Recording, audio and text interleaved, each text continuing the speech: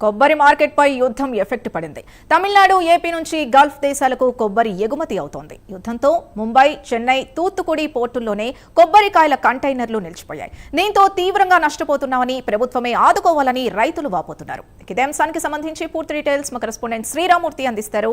శ్రీరామూర్తి.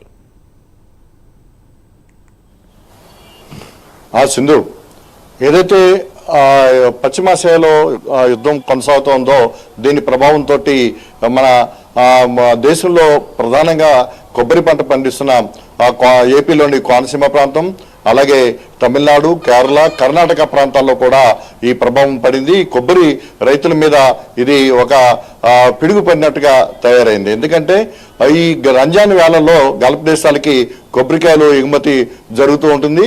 అయితే ఈ కొబ్బరికాయలు ఎగుమతి జరుగుతున్న నేపథ్యంలో ఈ రంజాన్ మాసం మొదలైన సందర్భంలో ఏదైతే కంటైనర్లు ఎక్కిన తర్వాత పోర్టుల్లోనే ఈ ఓడలు నిలిచిపోయిన పరిస్థితి ఉంది. ఈ నేపథ్యంలో చూసినట్లయితే దాదాపుగా ఇక్కడ మొత్తం కొబ్బరి ధరలు పతనమైన పరిస్థితి ఉంది.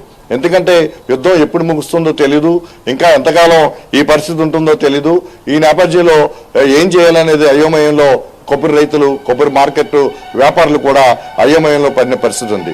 అంటే కోనసీమ ప్రాంతంలో చూసినట్లయితే ఇక్కడ మామూలుగా 18 నుంచి 20 వేలు ఉండే కొబ్బరికాయలు ధర, 1000 కొబ్బరికాయల ధర ఇప్పుడు దాదాపు 13,000 నుంచి 14,000కి పడిపోయిన పరిస్థితి ఉంది. అంటే అలాగే కురిడి కొబ్బరి కూడా ఇక్కడ బాగా పలుకుబడి ఎక్కువ ఉంది, బాగా ధర పలుకుతూ ఉంటుంది. అలాంటి కురిడి కొబ్బరికి కూడా ఇక్కడ ధర పడిపోయిన పతనమైన పరిస్థితి ఉంది. దీంతో రైతులందరూ కూడా ఆందోళన చెందుతున్నారు. అలాగే మార్కెట్ వ్యాపారులు ఇప్పటికే కొనుగోలు చేసుకుని ఉన్న తర్వాత ఆ మార్కెట్ ధర పడిపోవడంతో కొబ్బరి మార్కెట్ రైతుల్లో కూడా ఆందోళన నెలకొంది. ఏంటంటే ప్రధానంగా చెన్నై, తుట్టుకూడి ఈ పోర్టులో నుంచి ఆ గల్ఫ్ దేశాలకి కొబ్బరికాయలు ఎగుమతి అవుతూ ఉంటాయి.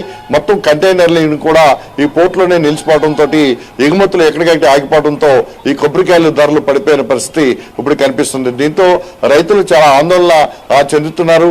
వెంటనే ప్రభుత్వం ఈ గల్ఫ్ యుద్ధం ఎప్పటికి ముగుస్తుందో, తమకి ఎలాంటి ప్రభావం పడుతుందో తెలీదు, నష్టపోతున్న మమ్మల్ని ఆదుకోవాలని చెప్పేసి కూడా కొబ్బరి రైతులు అప్పుడు డిమాండ్ చేస్తున్న పరిస్థితి ఇక్కడ కనిపిస్తుంది.